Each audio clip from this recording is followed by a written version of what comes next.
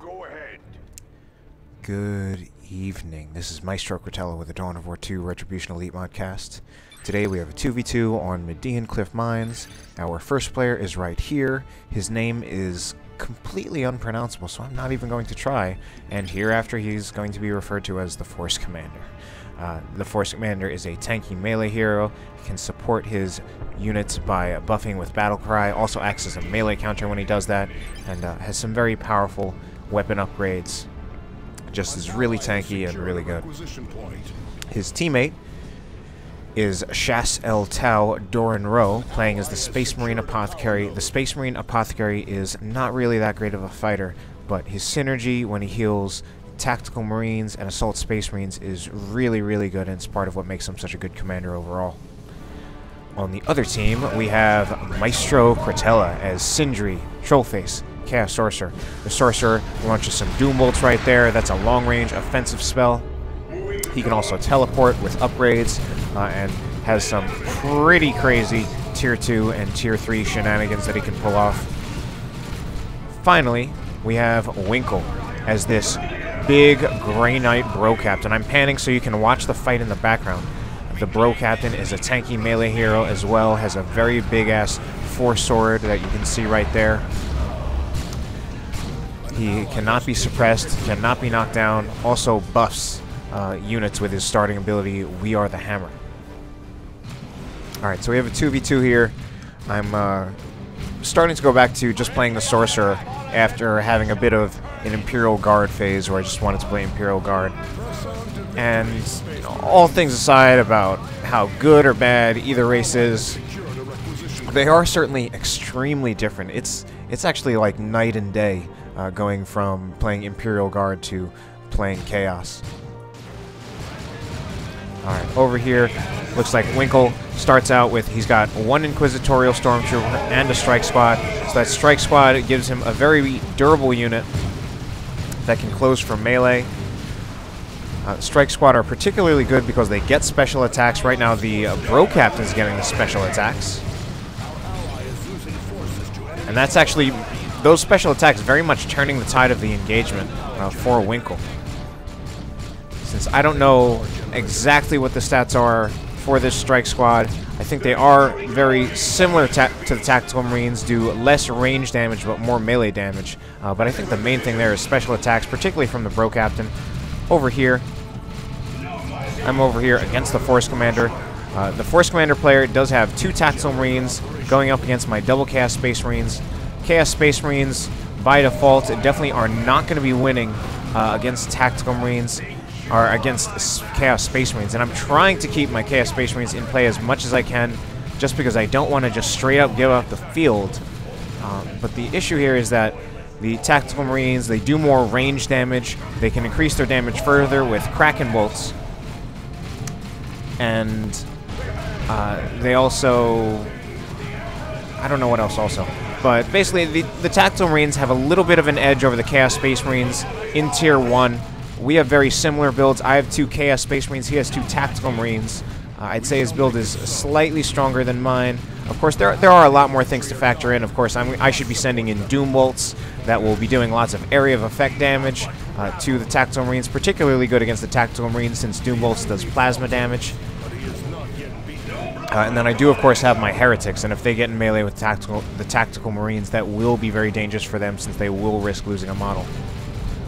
Although I did lose two Chaos Space Marine models in that previous engagement. Do some Doom Bolts there, but he retreats without losing a model. As you can see right there, I actually dodged the grenade. I was paying attention, and I do get a kill on that Force Commander. Actually, he gets a sync kill first before I get to kill him, but it does give my Heretic some experience.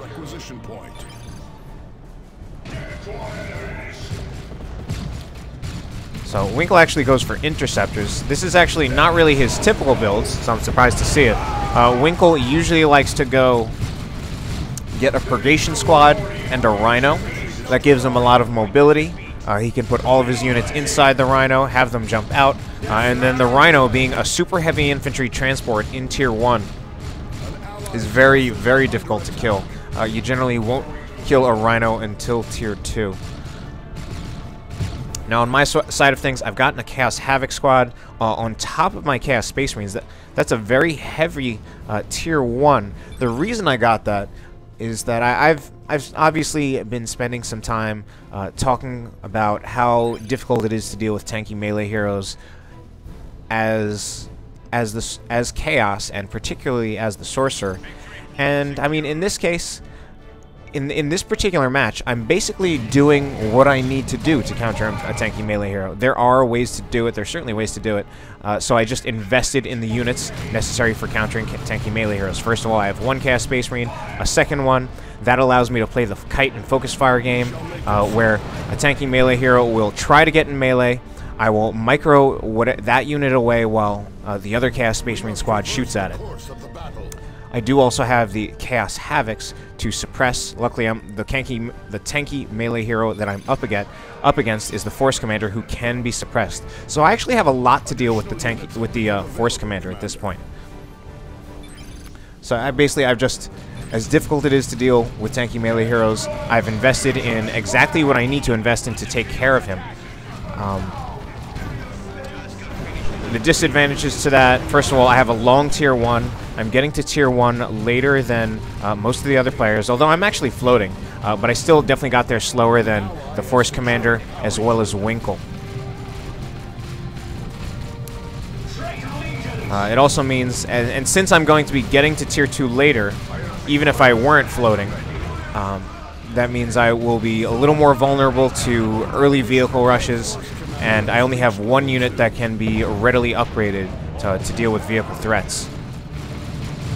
Alright, Winkel is coming to support me over here. He's got the Bro Captain, and certainly the Interceptors, particularly since, let's see, these are the Force Commanders. He got double tax, so he will be vulnerable to the Interceptors.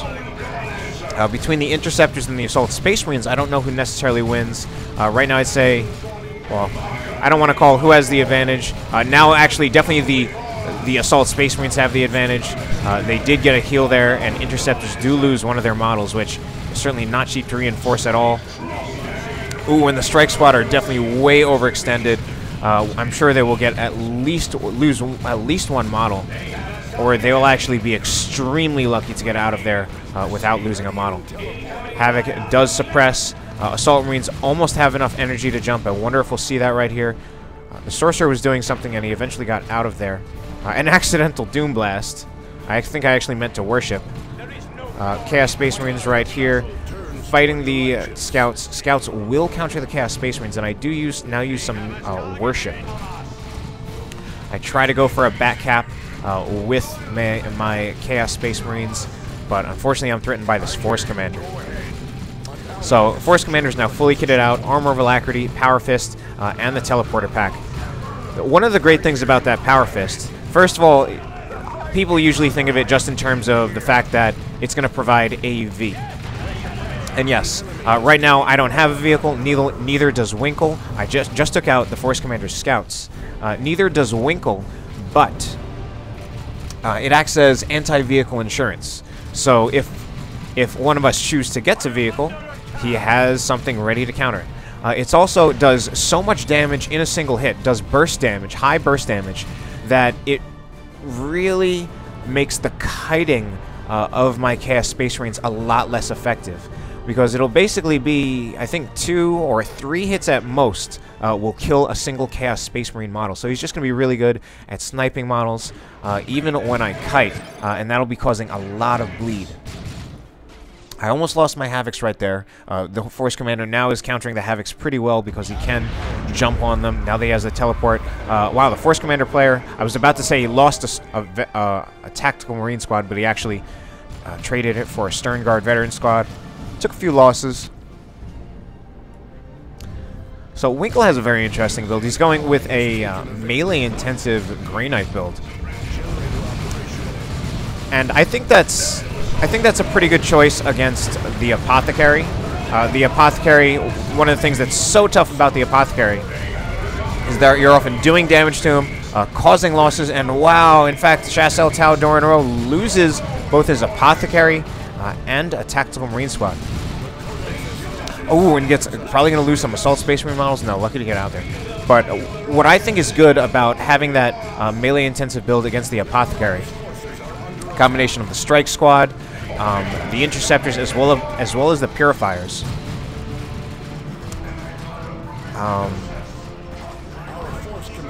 I lost my train of thought. What's good about that melee intensive build? Ooh, big plasma cannon shot. Took a lot of model losses. What's good about that melee intensive build is that the Apothecary, you're often slowly whittling away the health of those, basically of those Space Marine units. And then just when you think they're about to lose a model, they get healed back up to full, and it feels like you're about to bleed and your opponent's not going to bleed at all, and you're going to lose the engagement, give up map control, possibly get gen bashed. I think having those melee units will be better for dealing with that, just because melee units in general have higher base DPS than ranged units. So instead of whittling away your opponent's health at ranged, you're getting in quickly and killing models and depleting their health very, very quickly. Over here, the Sorcerer gets in on the Force Commander player's plasma gun, or plasma cannon weapon team, or plasma cannon devastator, and he just straight up loses him. Attention must have been elsewhere with this Force Commander, so he's taken a lot of losses. Now, as you can see, I've gotten double Tzeentch Chaos Space Marines. This is a build that I actually used to do all the time. For months, I would get, playing as the Sorcerer, I would just go double Chaos Space Marine every single game, and then immediately upgrade to Mark of Tzeentch on both of them. That's something I've more in my Elite Mod days, post retail. I really moved past that. There are definitely some limitations to that build. Mainly, it's vulnerable to jump units. It's a lot of basically just a lot of resource investment in infantry and heavy infantry and super heavy infantry counters, and it can sometimes leave you vulnerable to vehicle plays. Alright, right there, the Bro Captain died, so I'm reviving him right now. Sorcerer level 3 upgrades the Vestments of the Warp and the Rod of Warpfire, as we've already seen. That Rod of Warpfire does have the Warpfire ability, not to be confused with the Dark Flames Global. Alright, and it's double Tzeentch Cast Space Marines, bashing some generators already at level 2. That comes from bashing some generators, killing the Force Commander,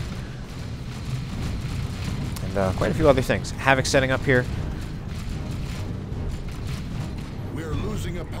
So, and again, with this build, I actually cover pretty much the weakness that I always say about Chaos, which is dealing with tanky melee heroes. A Havoc, double Tzeentch Chaos Space Marines is actually extremely good for dealing with tanky melee heroes.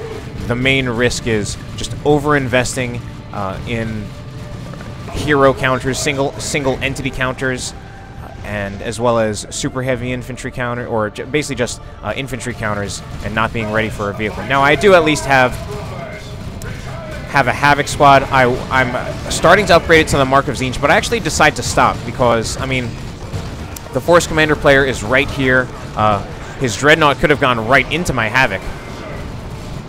Now, while this Havoc is charging forward,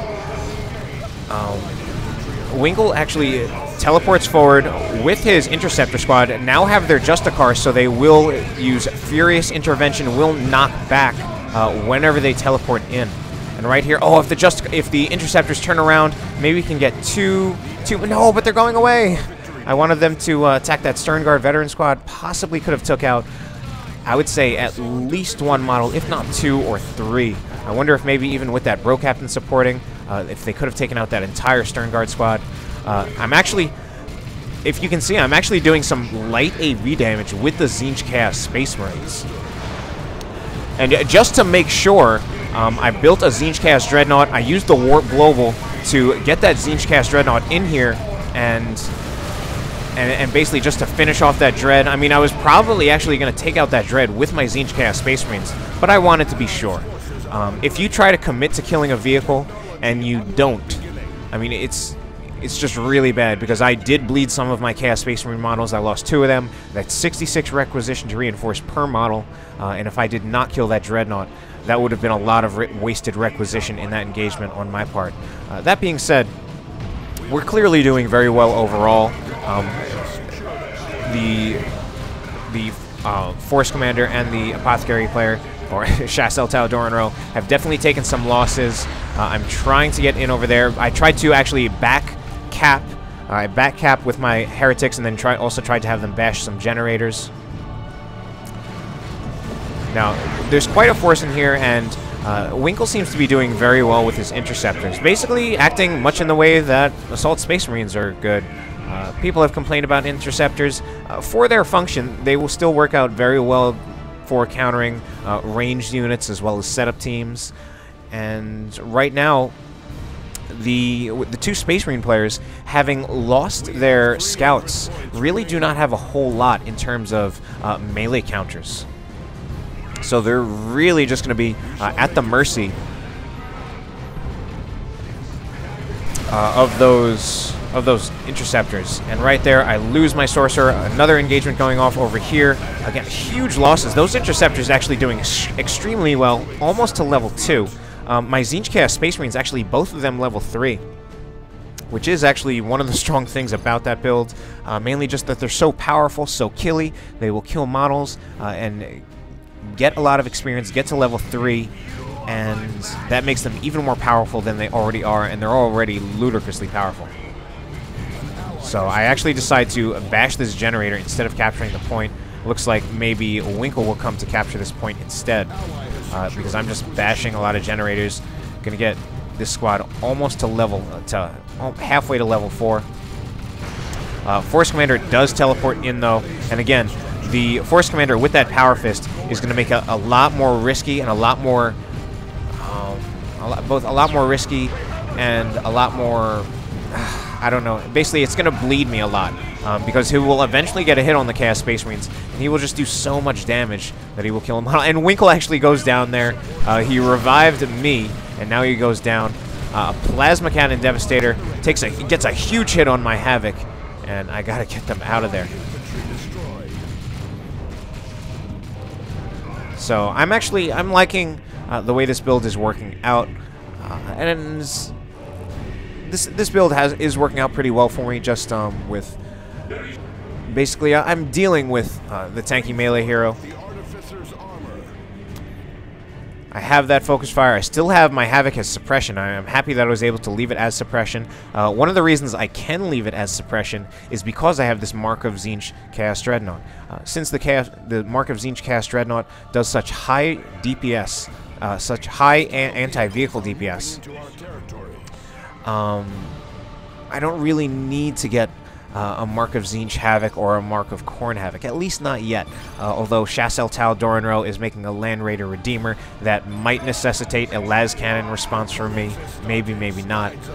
Although the Chaos Dreadnought certainly can do, I think, decently enough against the Land Raider Redeemer, since the Land Raider Redeemer does not do a whole lot of AV, and I managed to bleed 2 of those Stern Guard models. I used the Frenzied Barrage to pin that Stern Guard veteran squad in place, and then I can just unleash these Inferno Bolters on top of them. Both of my Mark of Tzeentch Chaos Space Marine squads pretty close to level 4.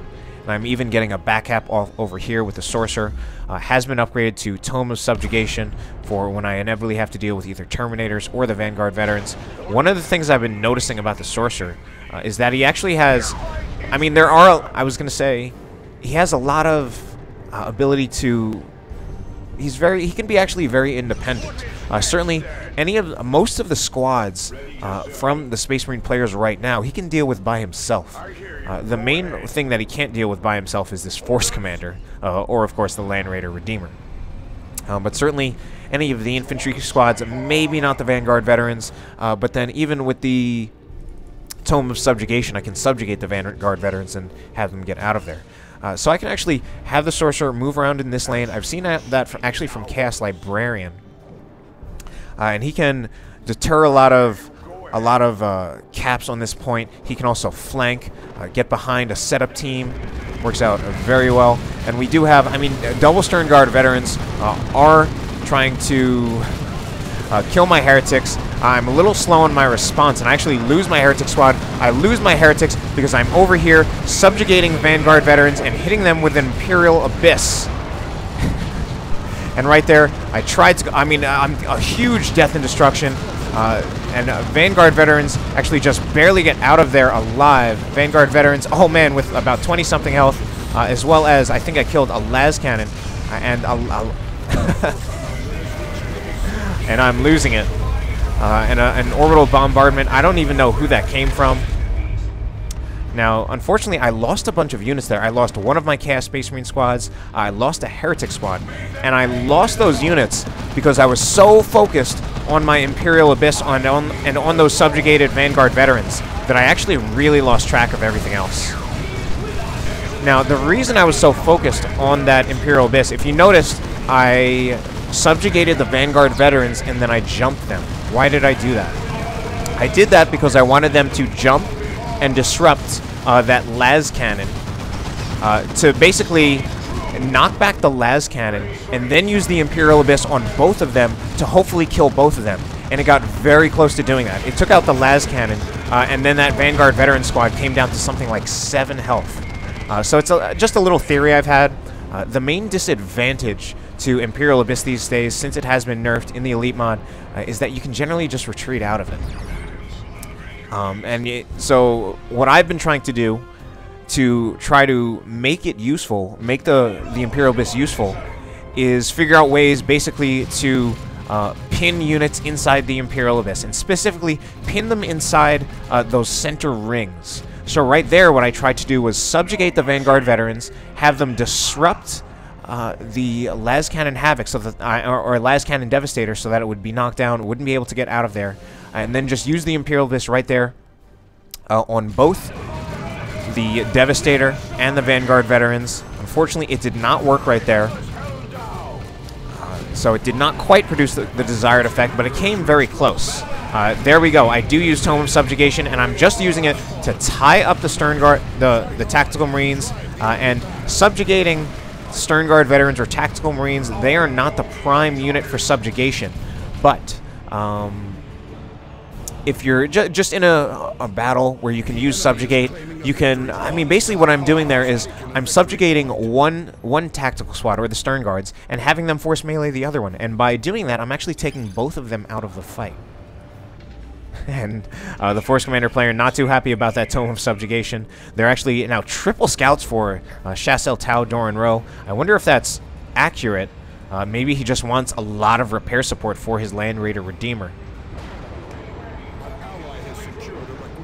So I've also got some Heretics out so I can support my Chaos Dreadnought. Chaos Dreadnought level 2. The Chaos Space Marine, the Tzeentch Chaos Space Marine squad that survived is at level 4 now. Though, unfortunately, I lost my other one trying to deal with that Abyss.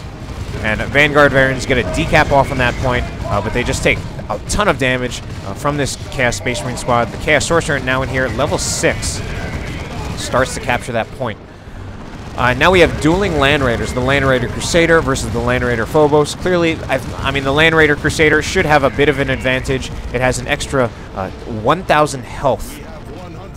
It has those Hurricane Bolters. I don't know if they actually do more damage, although I would imagine that they would, since it's like 6 bolters strapped together. Force Commander is jumping in on my Havocs, nullifying them. That's the main thing his Force Commander's doing. Havocs derping, gonna lose extra models, and they both get knocked down by that Devastator team. I think this Devastator, yeah, I mean, those teams get flanked by my units. The I think the las cannon and the las cannon and the plasma cannon should not bunch up like that and almost get a wipe. But unfortunately, that was me derping right there. I just was not on top of my unit micro and getting those hits in with the Tzeentch Chaos Space Marines as well as the Heretics. Heretics lose about all of their models from a las cannon shot on that Predator. This las cannon Predator will definitely be a good answer to both the Chaos Dreadnought as well as the Land Raider Crusader. But I am now getting a las cannon on my Chaos Havoc, so I have very much a Tzeentch army. I have my Chaos Sorcerer, of course. I have my Chaos Dreadnought with the Mark of Tzeentch, my Chaos Havocs with the Mark of Tzeentch, and now I have a Chaos Terminator squad. I'm actually getting the autocannon on them, which I suppose is actually the Mark of Horn. Takes out that Predator. I just went from from mainly having my Chaos Dreadnought as AV, and now I actually have a ton of AV. So So I've got 3 sources of AV, some very strong AV, autocannon, Terminators, Tzeentch Dreadnought, as well as Tzeentch Havocs. And that should actually, that Land Raider is probably done. As it is, this game is almost done. Yeah, and that is a done Land Raider Redeemer. Las Cannon, I think, finishes off. But a Plasma Cannon Devastator finishes off my Chaos Dreadnought. Although that is actually the end of the game. And an Orbital Bombardment, just for fun. I very much approve of that. If the game's over, and if you have enough red to do a nuke and you haven't used it yet, just do it. It's cool. Alright. Hope you enjoyed the cast. Have a good night.